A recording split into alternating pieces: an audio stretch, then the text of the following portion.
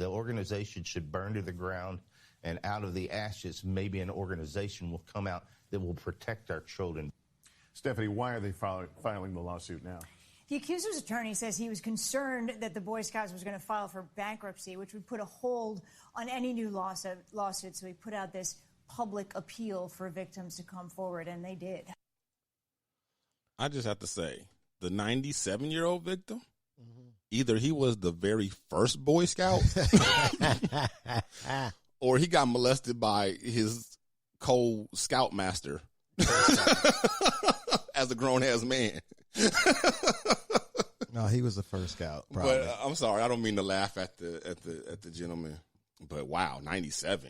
Good Lord. Yeah, he had to be the very first Boy Scout. I don't know if the organization should burn to the ground, for goodness sake.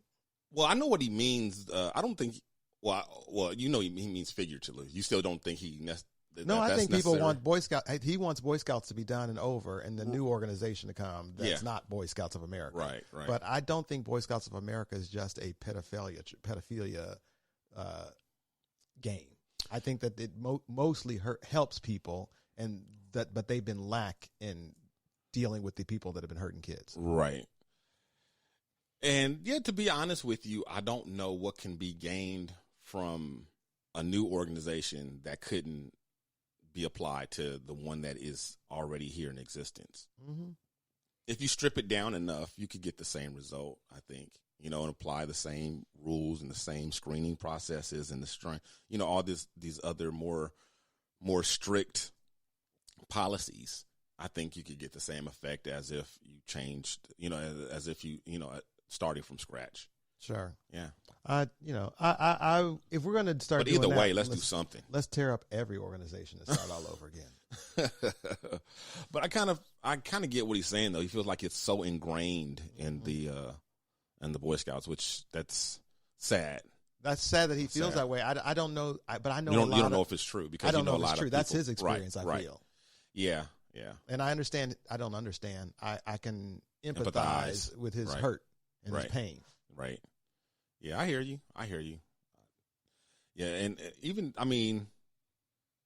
350 people. That's a lot in 1 year to come forward, but it's not. That's not numbers like it's just inundated with pedophiles. You know what I mean? That's not. It doesn't feel like it's just through and through. Right. We're also talking about again. There's probably never been any sort of investigations about, unless it was just heinous, any allegations probably. So we're talking about 100 years worth of maybe problems. So it's easy to pick 350 people because it's probably, like they've said, people ranging from 14 to 97. Right. And not that means it's pervasive necessarily. It just means it's been going on for a while and hasn't been addressed. Exactly. Because you could have those numbers if you started looking at public schools. Maybe more. Oh yeah, that's true. It's just we just need to be more aware and proactive about these things. Absolutely, especially parents, because parents parenting. We are the first line of defense for our children. So even if something is legal or something is, and you don't have, if you pay attention. Pay attention. That's the biggest thing. Pay attention. Don't give the benefit of the doubt to situations and people and organizations. You know what I mean? Scrutinize. Look at things with a fine. Be skeptical. Mm-hmm. This is your kid we're talking about, and it's better to err on the side. Like for me, I think some people feel like I'm a little overprotective. Might be true. Maybe I am, but I'd rather be a little overprotective than underprotective, because if you're underprotective, that's when things like this can happen. But overprotective, you're going to err on the side of preventing these things. Mm-hmm. Not to say that it couldn't still happen, but obviously it's going to be less likely. So also, if you're a parent, be proactive in teaching your children how to deal with pedophilias. Yes. Pedophiles and molesters. Yes. There are things you can do. It's uncomfortable, and I know you want to keep their innocence, mm-hmm. but if you really want to keep their innocence, let them know that everybody is not necessarily have good intentions. If they touch them the wrong ways, they need to tell somebody or to make them stop or give them action plans that they can do. Yes. That start happening. Let them know that it's not their fault. Let them know that they're not going to get in trouble no matter what the person says. Let them know that they can always talk to you, always come to you about anything that somebody says or does to them. They need to know that, because that's one of the first things they do is they trick the kid into thinking that if you don't go along with this, then you're the one that's going to get in trouble, or you're the one that's, doing something wrong. Or they play these mind games. It was, like I said, it was done to me. Another thing to watch out, a lot of parents make the mistake that they focus on men. Men are not the only predators. Yes, the majority are men, but there are many, many women predators as well. Like I said earlier, my molester was a female. So don't make the mistake of excluding females. Tell them to be on the lookout for anybody, family member, clergyman, policeman, teachers, anybody. So, wow. Shiznit show starting off deep today, huh? Right. We do that. We don't just do celebrity gossip around this joint. Y'all don't know us. Come on, we do it all. Now for the welfare of our children. That's right, and our people listening. We care about y'all and y'all babies. Millennials are the loneliest generation, according to this new study. Really? Yeah. Just off the bat, are you surprised about that, or are you kind of say that sounds about right, or how do you feel about that? I'm surprised about that, actually, because the numbers of millennials, there's such a large group of people, right? And they're all about social media and staying connected with people, and so I'm surprised. But maybe it's that social media and keeping it in your phone that's keeping you disconnected from social situations. That's part of the theory. So this study was done by YouGov, and let me say right now, they did not look into reasons why, but this study just focused on the differences between generations, namely millennials, our generation PIP, Gen Xers, and then the baby boomers. Mm-hmm. And they noticed that progressively, each generation from the baby boomers on down to the millennials got a little bit more lonely, with the millennials leading the way. So I'm going to go ahead and read some stats here, and they might sound a little bit contradictory or convoluted or whatever, but that's neither here nor there. So here's the data. Okay, so new data from YouGov finds that millennials report feeling lonely much more often than their Gen X and baby boomer counterparts. While 30% of millennials say they always or often feel lonely, just 1 in 5, 20% members of Gen X says the same, and even fewer baby boomers, with 15% who report feeling lonely with the same frequency. Millennials are also more likely than other generations to report that they have no acquaintances. 25% of millennials say that this is the case. Ooh. No friends, 22%. No close friends, 27%.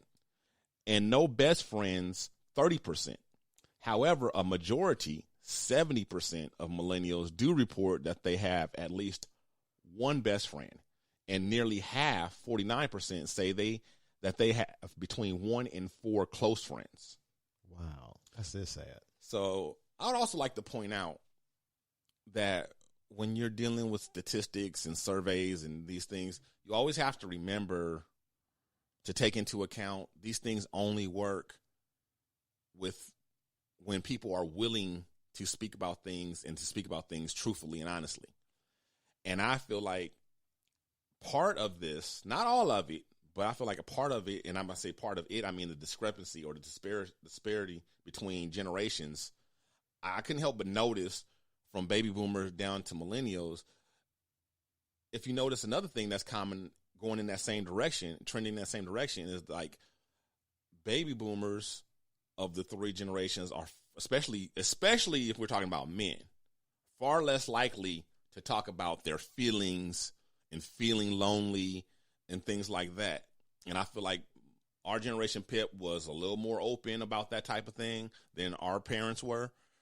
Especially, like I said, there's more lonely people in older generations that just won't say it. I think, yes. I think it's the numbers probably reflect, a true gap, but I don't think it's as big a gap as it looks, because I feel like a lot of baby boomers and Gen Xers aren't going to say that type of thing, especially the males, us males. I feel like millennial males are way more likely to talk about their feelings. And vulnerability than the other two generations. And I think that could account for some of it. Okay. Well, that's just my theory. I don't know what kind of testing they did, but the more I think about this, the more this sort of does make a little bit more sense again in the age of the social media age and the computer age and this thing, because I, as a Gen Xer, I did grow up with being socialized. Like, that was part of your youth experience. Yes. Get out the house. Yes. Go play with other kids. Yes. And you met new kids constantly. Mm-hmm. You met people on the bus, other kids, and no parent there was no helicopter parents that was keeping you protected from outside influences. Right. You were just out in the world. So it was easy to make friends. It was easy to meet people. You could meet people that didn't even live on your block. Right. Nowadays, some kids don't leave their block except to go to school. I would say we mostly raise our kids in the house these days. Yeah. With the exception of the rare play date or like, a kid that's in sports. Mm-hmm.